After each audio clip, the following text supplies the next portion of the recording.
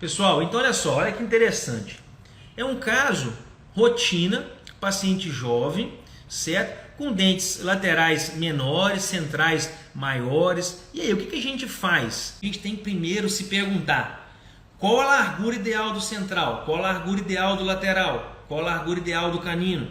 Em relação à face da paciente. Como que a gente sabe disso?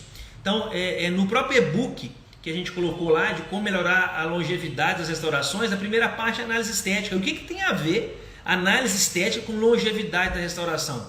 Tem tudo a ver. Lógico que quando a gente fala em longevidade, a gente pensa em fotoativação adequada, a gente pensa numa adesão adequada, num polimento adequado, mas isso aí a gente já sabe, certo? Mas quando você tem uma forma adequada, quando você aprende a planejar o caso melhor, você tem melhores resultados, certo? Os pacientes notam os melhores resultados, as pessoas notam.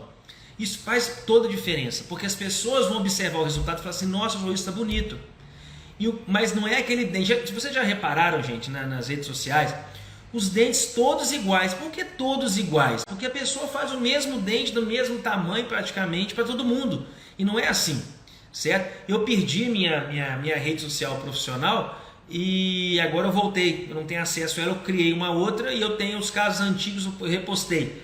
E se vocês olharem lá, né, que é o Dr. _ Maurício Barbosa, todos os casos são diferentes, nenhum é igual. Olha esse caso aqui, por exemplo. Uma grande sacada desse caso aqui é que o que eu fiz? Eu fiz uma plástica gengival na mesma sessão. Eu fiz o aumento de coroa, certo?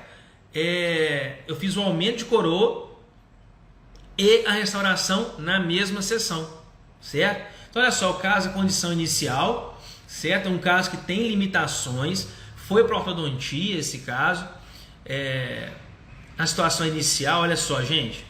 E aí eu tenho que fazer, gente, uma análise estética prévia, de acordo com características individuais do paciente. Por exemplo, a distância interpupilar. A distância pupilar dividida por 7. É uma referência que a gente tem de uma largura ideal. Ah, tá. Nessa medida dá 8,7.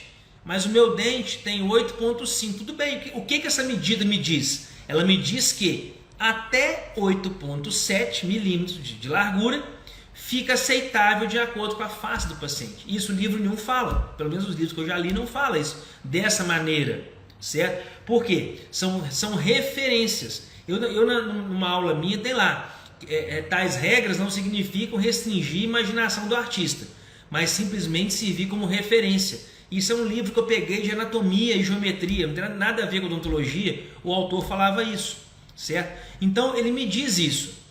A largura ideal, existe uma proporção áurea que seja. A gente não usa hoje muito mais proporção áurea, porque se a arcada for mais aberta ou mais fechada, já se perdeu a proporção áurea. Mas numa arcada média, normal, você pode até pensar em ter como referência, mas a gente quase não usa mais. Mas você tem que chegar na largura ideal do central, numa largura ideal do lateral, numa largura ideal do canino, certo? E eu acho que no e-book, se não me engano, tem isso, certo?